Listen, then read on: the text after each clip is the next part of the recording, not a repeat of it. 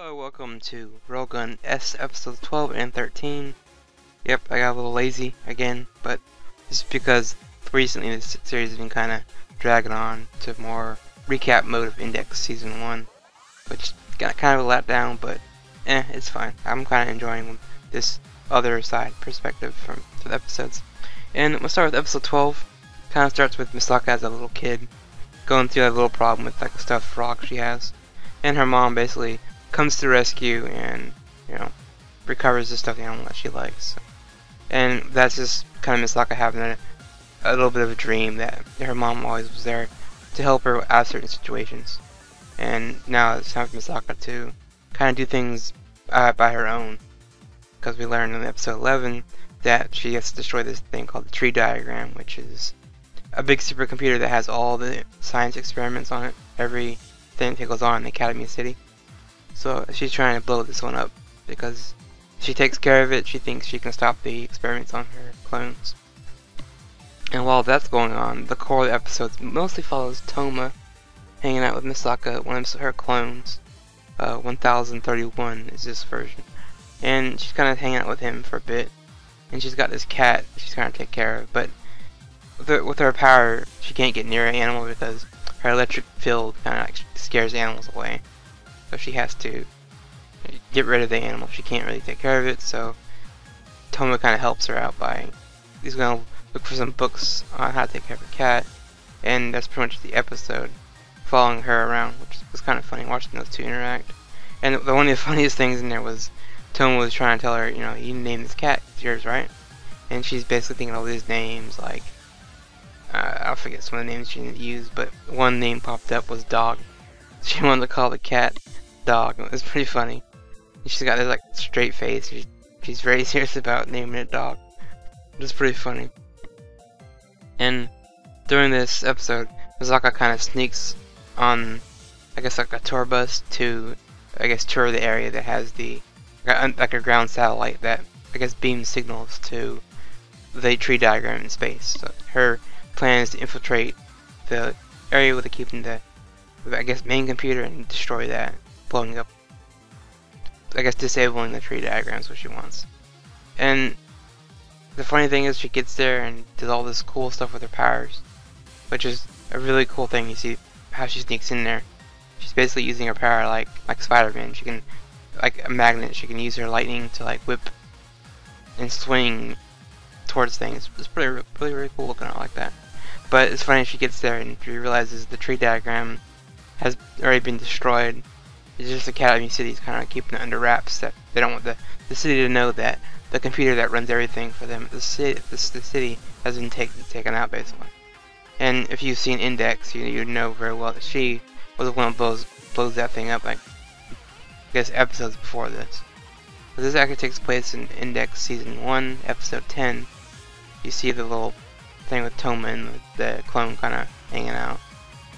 And the end of the episode, while Misaka's kind of figuring out that things have been blown up, so her work is not to do anything, Accelerator actually appears across the street from where Toma's at looking at books for the clone. And yeah, he's setting up another experiment with a different clone. So while this is going on, Misaka, 1031 sees this and is just like, yeah, it's cool. She kind of goes with it. And like I said, the display of Misaka's powers, she's trying to sneak into the lab, was really cool looking. It's really neat. So roll from that to jump to episode 13 with Misaka 1031 fighting Accelerator. This time it's pretty cool watching that. And yeah, he's kind of like chasing this girl, not really chasing her, but she's shooting him with a machine gun, and he's just kind of walking slowly, casually, like he's kind of bored. You can tell he's just like, this is not very fun. So he's just walking after her while she's doing everything in her power to destroy him and shoot with the guns, but it doesn't work. It's not easy to take out the Accelerator at all. That was pretty funny. He just can't really win.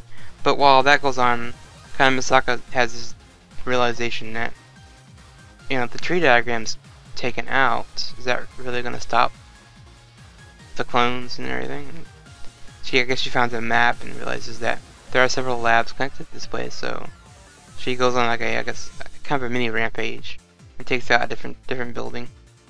And yeah, she's just still fighting, and she's also fighting herself in the meantime. Just the thoughts of, is this really gonna stop? In her mind, she thinks she's stopping it, but in reality, she's not really making any progress, and that just upsets her, makes her very, very angry. So she just can't take it. But as Accelerator is fighting the clone, we do see a little glimpse of his past. Before he kills his clone, you see a little flashback of him, I guess in like a lab, his very first time killing one of these clones. He didn't really kill her, because she was shooting at him and his power reflect the bullets and everything at her, and it eventually kills her. And he doesn't realize the scientist meant that by cleaning it. They're like, you need to clean up this mess. And it's like, so that's what they mean. Like, you gotta kill them. Outright, just kill them. So, and eventually he'll get at the level. But I didn't think that way. I thought it was kind of cool seeing his past, but seeing it doesn't really change my view on Accelerator. He's still evil. He still does go through killing all these clones. It's where he's at now. So seeing his past kind of was cool, but it was like, I don't really feel bad for this character at all.